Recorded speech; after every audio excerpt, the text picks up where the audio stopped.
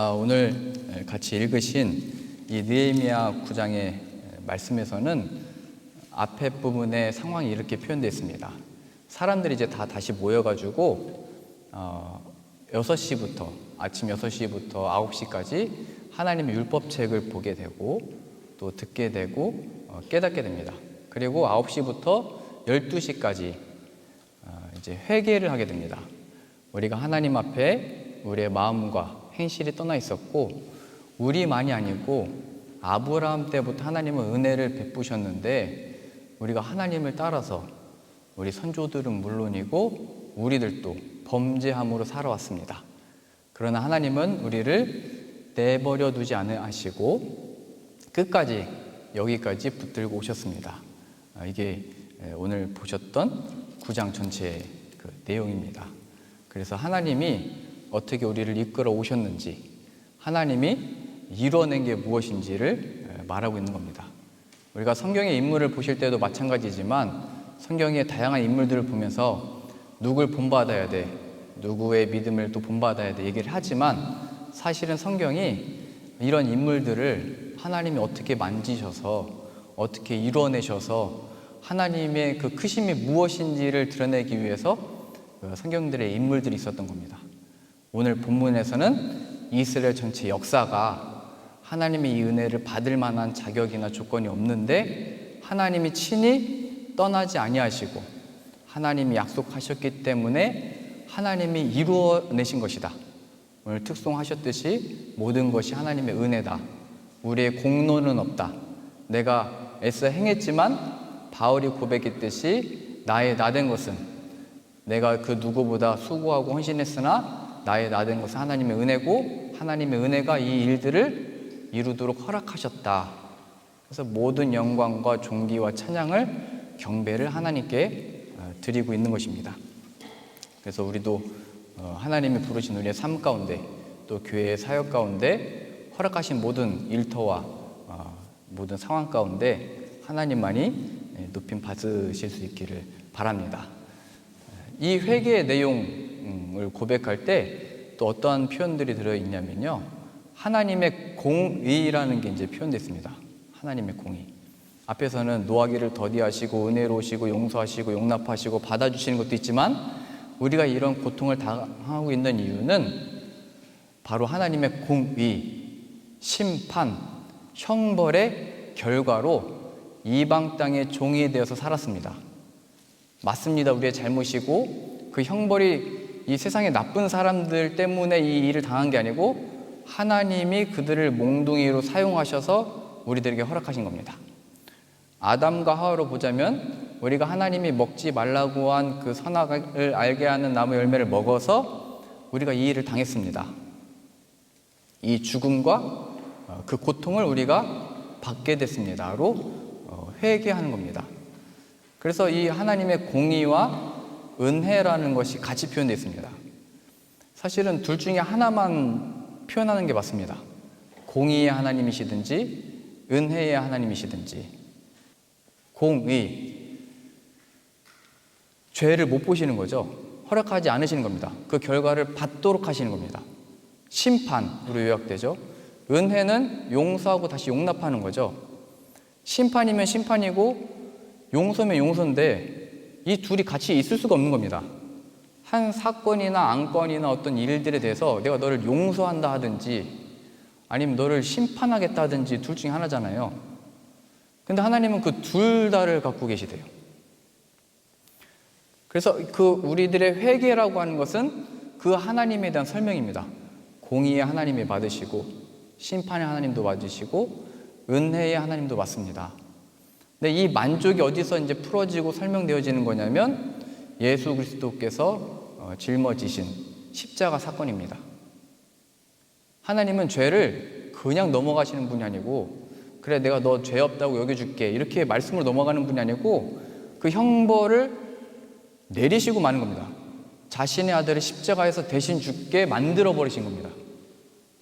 공의의 하나님, 이게 만족이 되는 거고, 그러나 그 죽으신 예수 그리스도를 다시 살리시사 죄인들을 위하여 다시 보내시고 만나게 하시고 자신의 자녀로 삼으시는 이 놀라운 은혜가 만족되는 게 바로 예수 그리스도의 십자가 사건이고 예수님인 겁니다. 하나님의 만족이 우리가 이제 열심히 하겠습니다라고는 이 고백들이 있는 게 아니고, 우리들은 여전히 연약하고 부족하여 하나님 앞에 만족이 될 수 없고 하나님의 영광에 참여할 수 없고 동참할 수 없지만, 하나님께 예수님이 그 공의와 은혜의 만족이 되셔서 우리를 받으시는 겁니다. 그래서 우리가 하나님께 영광을 돌리는 삶, 일터, 가족, 인생이라고 하는 것은 예수님을 통하여 하는 기도, 예수님의 이름으로 기도합니다. 예수님의 이름으로 갑니다. 예수님의 이름을 의지하여 나아갑니다. 예수님의 위로 가운데 거하기 원합니다. 예수님이 유일한 나의 소망인 줄 믿습니다. 이 신앙 고백과 그러한 삶의 태도로 영광을 받으신 겁니다. 그러니까 성경이 말하고 싶은 것은 예수 그리스도 없는 것은 가짜다 얘기하는 겁니다. 모든 것이요. 예수 그리스도 없는 것은 가짜다. 그 가짜의 증거들이 뭐냐면, 내가 채워줄게, 내가 도와줄게, 내가 위로할게. 예수 그리스도 없는 그 모든 것들입니다. 베드로가 성전 미문에 앉아있는 그 걷지 못하는 사람에게 그가 구걸하러 나왔잖아요. 그럼 베드로가 봤을 때 이미 5,000명이 넘는 사람들이 회개하고 교회에 들어왔으면 그 많은 사람들이 100원씩만 모아도 그게 얼마예요? 야, 이 성전 미문 앞에 이런 불쌍한 사람이 있다, 우리가 돕자 해서 돈으로 모아서 줄 수도 있는데, 베드로는 그렇게 하지 않잖아요. 내게 있는 것을 내게 준다. 예수 그리스도가 진리, 위로, 생명, 소망인 걸 난 알았다 하고 그 예수님을 전하는 겁니다. 물론 굶은 자를 먹여야겠죠. 그 다음에 도와야 되겠죠. 손을 잡아줘야 되겠죠. 근데 하나님 영광 받으시는 것은 그래 잘했다, 그 칭찬이 있을 수도 있겠지만, 하나님 영광을 받으시는 것은 정말 내가 그 예수 그리스도를 전하는 마음으로 했냐, 예수 그리스도를 전하는 것으로 그 자리에 섰냐, 이겁니다.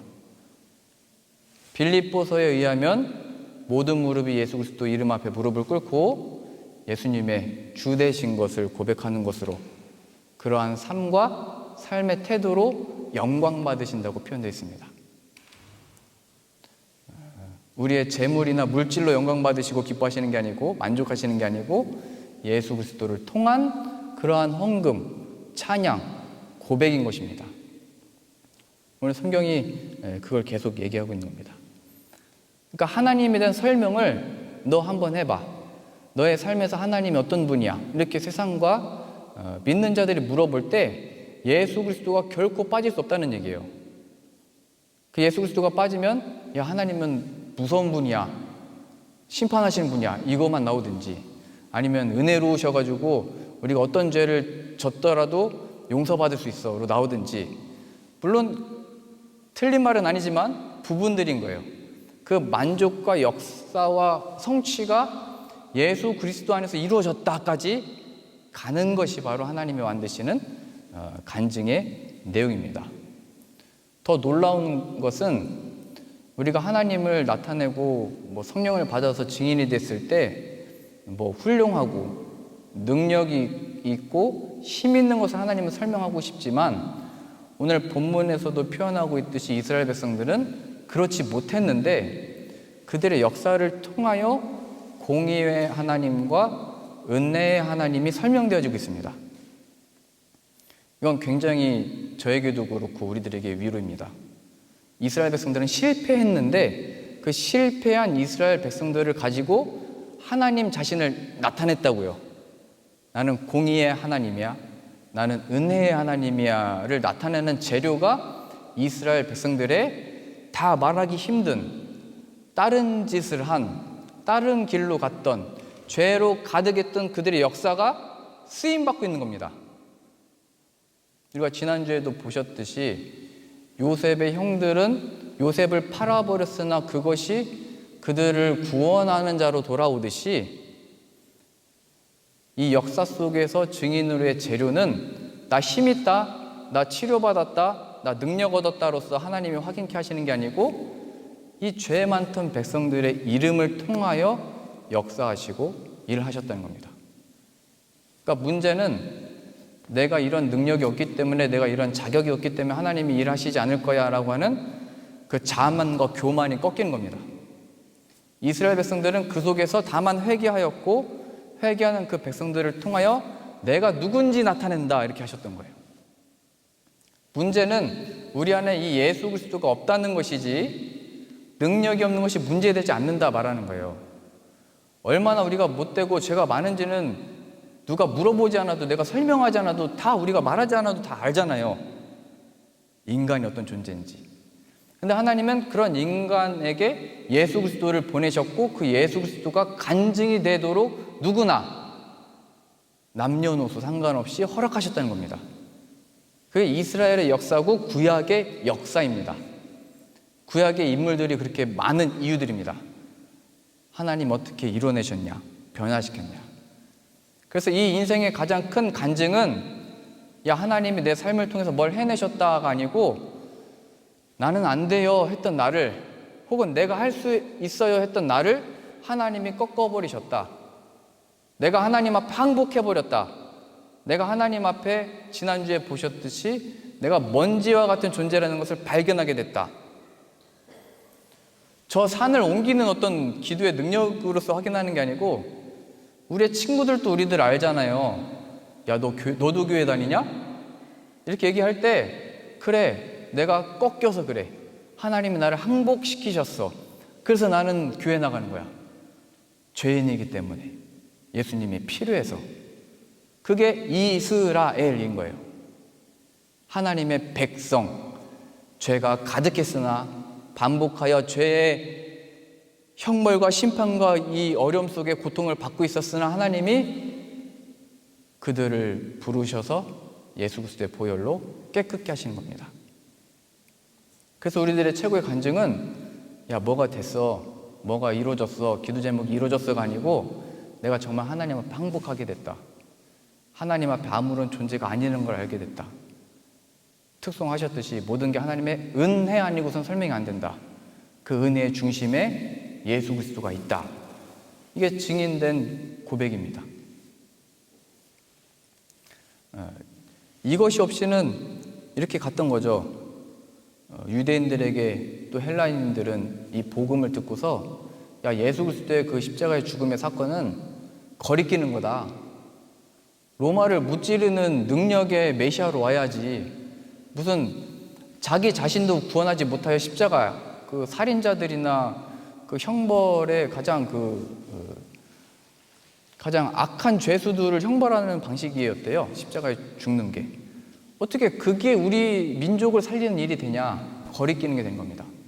표적을 구했다고 그랬죠. 그래서 우리가 이 하나님이 승리했다는 그 설명할 만한 것으로 나타나야지 메시아가. 예수 그리스도를 거부했던 겁니다. 헬라인들은 지혜라고 표현했죠. 지혜를 구했다고. 야 십자가에서 죽은 사건이 무슨 그게 지혜냐? 그냥 끝나버린 거 아니냐? 부활이 어디냐? 논리적이고 사상과 이념과 이 세계를 운행하는 어떤 체계가 있어야 되는 거 아니냐? 이런 헬라인들이 봤을 때는 미련해 보였던 겁니다.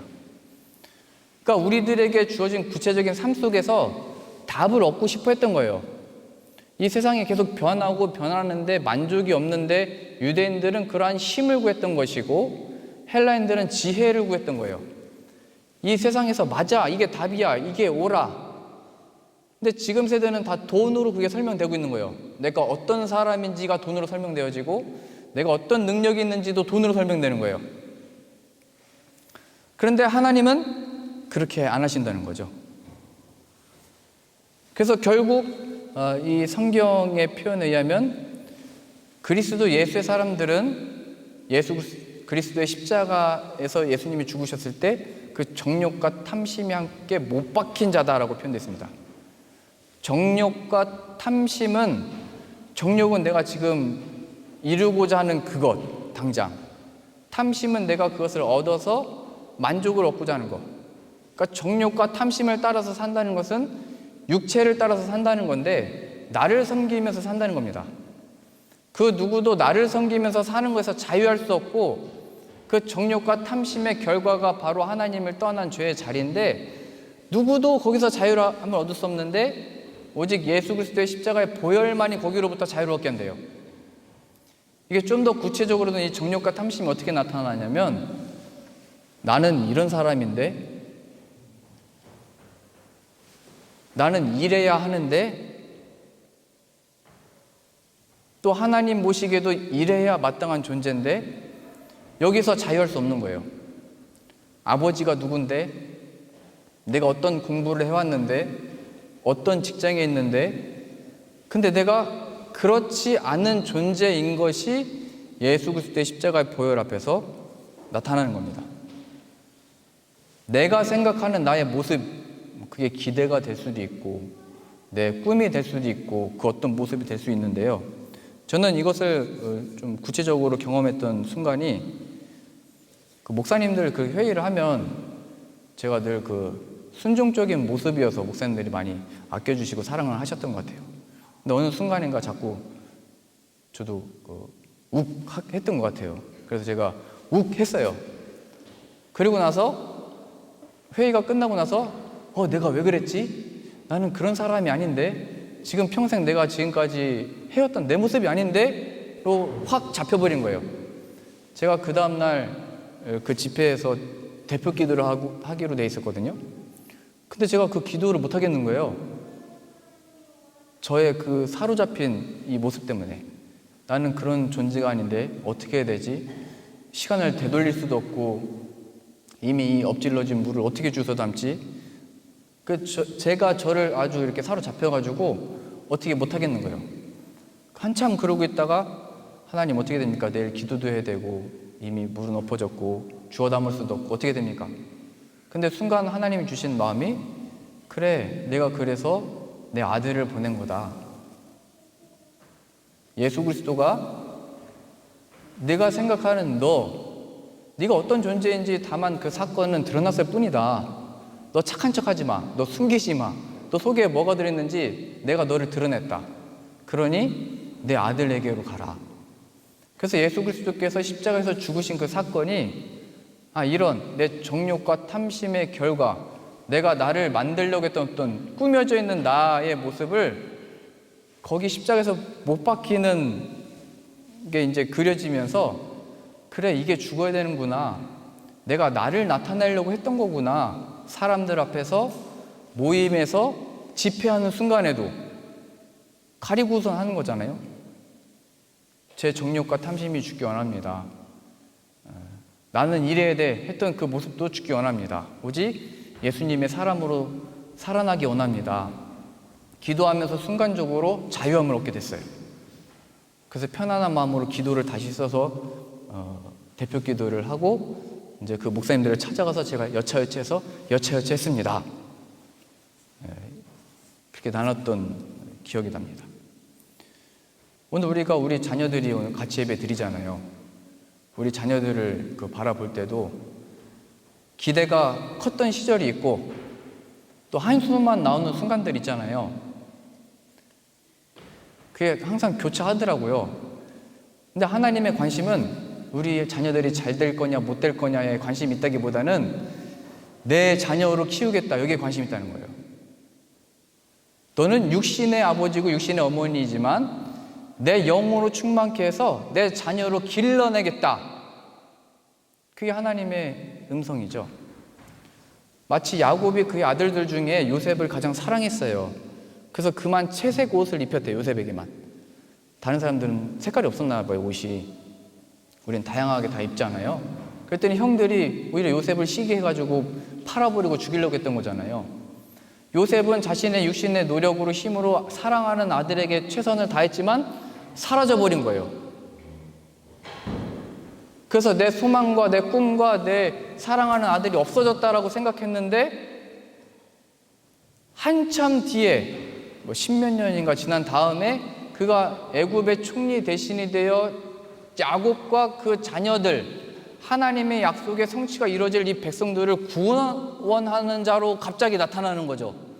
죽은 줄 알았는데 그가 구원자로 나타나는 모습을 보면서 내가 사랑하고 아끼고 만들어내는 게 아니구나를 야곱도 발견하는 거예요. 하나님이 그 어딘가에서, 그 어딘가에 대한 설명이 오해받고 팔려가고 옥에 갇히고 그런 생활을 했던 거잖아요. 15년, 17년 이 정도를. 우리가 말하는 사춘기 때 그런 경험들을 겪고 30세 때 구원자가 돼서 나타난 거잖아요. 야곱도 발견하는 거예요. 하나님이 만들어내셨구나, 요셉. 그거를 성경에 나타내고 싶은 거죠. 우리가 한 것은 귀한 아들을 보내셨지만, 우리가 십자가에 못 박아 죽여버렸지만 하나님이 그 예수를 살리시사 구원하는 자로 보내셨구나.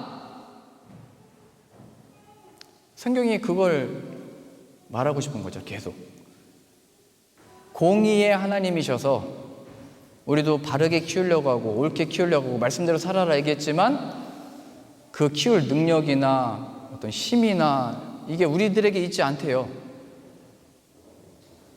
그러니까 이 말씀 요즘에 하나님께 맡기라는 겁니다.